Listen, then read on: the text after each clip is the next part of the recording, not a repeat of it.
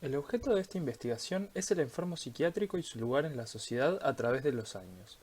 Se trata del estudio de la historia y la estructura del Hospital Vilar-de-Bo, así como un análisis de los distintos cambios que ha tenido el mismo en paralelo a los cambios sociales del país. Se trata de un breve análisis y estudio de la historia y el diseño del Hospital Vilar-de-Bo, hoy ubicado sobre la avenida Millán en la ciudad de Montevideo, capital de Uruguay. Es de suma importancia el estudio de instituciones como el Vilar-de-Bo para comprender el presente que protagonizan y el lugar que toman en nuestra sociedad, siendo el primer centro de atención para personas con enfermedades mentales. El Vilar-de-Bo innovó y aterrorizó tanto en su momento como hoy en día. Existe un gran prejuicio con respecto a los llamados manicomios, que acarrean la imagen que adquirieron a finales del siglo XIX. Se trata de la evolución de la visión del enfermo mental a lo largo de la historia, tanto su inclusión como su segregación, que fueron determinando las medidas tomadas con el paso de los años. Para este análisis se utilizaron los materiales de la tesis de grado del Dr. Andrés Crovetto, así como la de Fabricio Bomero, quien estudió la situación actual del hospital basado en los datos de la investigación que Crovetto realizó casi 130 años antes. En sus principios, el enfermo mental era llamado loco y expulsado enteramente de la vida en sociedad. Más adelante, con la creación de la Cátedra de Psiquiatría en la Universidad de la República, se comenzó a restituir los derechos humanos que habían sido violentados desde la creación de las instituciones. Hoy en día, a pesar de haber avanzado como sociedad, tanto en Uruguay como en el mundo, siguen estando vigentes numerosos prejuicios y estereotipos que dañan la realidad de miles de personas que sufren de alguna enfermedad psiquiátrica. Este estudio es un intento de entender la realidad vivida durante años por aquellos internos del Hospital Vilar-de-Bo y también el cambio de esta realidad con respecto a la de hoy en día. A lo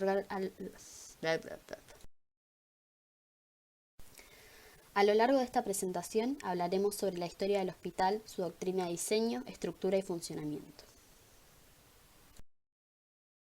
Previo a la época en la que se inauguró el Hospital Psiquiátrico Vilar-de-Bo en 1880, el Uruguay atravesaba una etapa de modernización social, política y económica. El Estado pasó a formar parte de la vida cotidiana de los ciudadanos y alcanzó una presencia en todo el país. La modernización de las Fuerzas Armadas conllevó un mayor control del Estado en los márgenes del país y el alambramiento de las estancias provocó una fuerte coacción sobre las formas de supervivencia del medio rural. Se trató de un periodo de disyuntiva política entre el campo y la ciudad y el enfrentamiento de dos partidos políticos, el Partido Nacional y el Partido Colorado, que apostaban por estos ámbitos respectivamente. Se vio un cambio en la sensibilidad de la población. Temas que nunca habían sido estudiados o contemplados comenzaron a formar parte del imaginario colectivo. Dentro de estas temáticas se encuentran las enfermedades mentales. Para analizar la historia del hospital, junto con su diseño, función y finalidad, se utilizarán los materiales del Dr. Andrés Crovetto, quien en 1884 basaría su tesis de grado en las condiciones médicas del Hospital Vilar-de-Bo. Su tesis proveyó de invaluable información sobre las condiciones del lugar, así como también los conceptos y valores que más se tomaron en cuenta a la hora del diseño.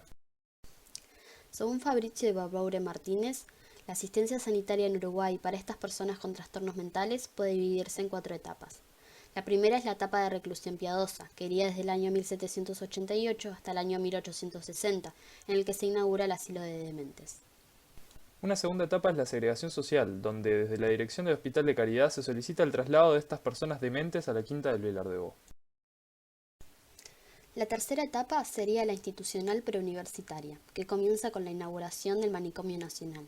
El mismo fue construido durante el período militarista de 1875 a 1886, que siguió el agotamiento del viejo Uruguay comercial, pastoril y caudillesco. Esa construcción fue uno de los desarrollos del primer proyecto de modernización del país. La cuarta etapa es la universitaria, que comienza en 1908 con la creación de la Cátedra de Psiquiatría de la Facultad de Medicina.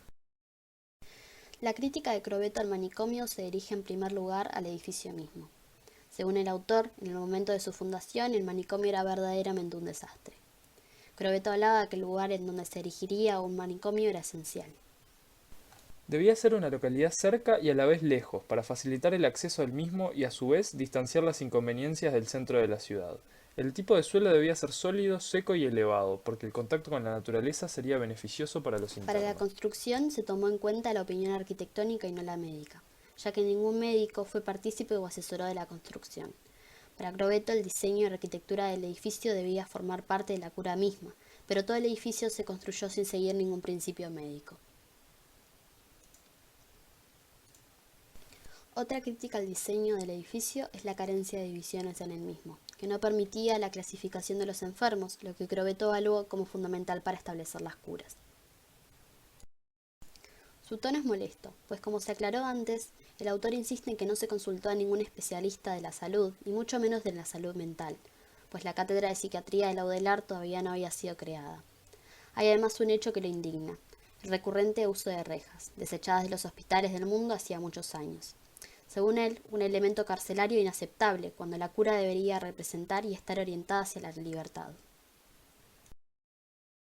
En la actualidad, el edificio representa una reliquia de su tiempo. Quizás sea la majestuosidad con la que se construyó que le da un valor patrimonial y artístico que es de importante aclaración. Es posible que el diseño que una vez condenó al edificio a ser de poca ayuda a su propósito inicial sea la que le brinda el valor histórico para la ciudad y el país que hoy en día Desde un representa. punto de vista puramente arquitectónico, la conservación del patrimonio no supone simplemente la permanencia de la materia de los bienes que lo integran, sino que debe conllevar ante todo la preservación de un conjunto de valores que son los que en último caso justifican su trascendencia, pues mientras que unos tienen soporte directo en su propia realidad física, otros, como los históricos, simbólicos o afectivos, son en mayor o menor medida inmateriales, pero no por ello resultan menos importantes a la hora de su consideración como bienes de la colectividad. Lo religioso estaba y está muy presente en el centro de la estructura, tanto en la posición central de su capilla, que arquitectónicamente sienta las bases con las que se diseñó el edificio, pero también en su entramado social. La presencia de las hermanas del huerto en el tiempo de Crobeto era fundamental, pero progresivamente fueron siendo desplazadas por la imposición de la práctica y dirección médica. Aún así, Crobeto usa la palabra orate para referirse a los enfermos, lo que muestra la influencia de lo religioso en la narrativa. Crobeto es radical en ese sentido, enfatizando la necesaria secularización. Es preciso entender las condiciones en las que se construye este hospital, a las necesidades a que éste atendió y atiende, para comprender su lugar en la sociedad uruguaya actual. Sus muros, una vez testigos de la opulencia con la que se llevó a cabo la construcción, son ahora evidencia del fallo de los organismos públicos en la manutención del edificio, que a su vez es meramente un reflejo de un sistema mucho más grande que abarca a la sociedad en conjunto.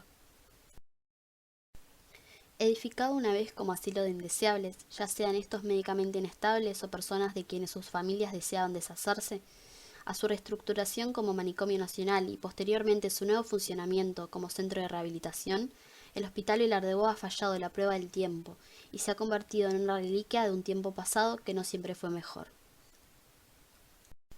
Un híbrido entre todas sus fases no logra concretar su transición hacia el centro de rehabilitación sin dejar de lado sus raíces.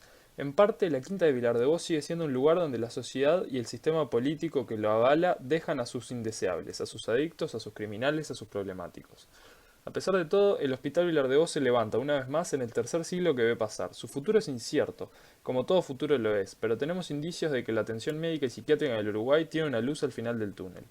El camino a recorrer será arduo, pero los fríos pasillos que una vez fueron testigos de la desidia social reabrirán una vez más, y quienes sigan precisando la ayuda psiquiátrica que hoy el hospital no brinda, lograrán encontrarla en un edificio diseñado específicamente para el tratamiento de las enfermedades mentales, con el cuidado y rigor que las mismas requieren y la humanidad que merecen.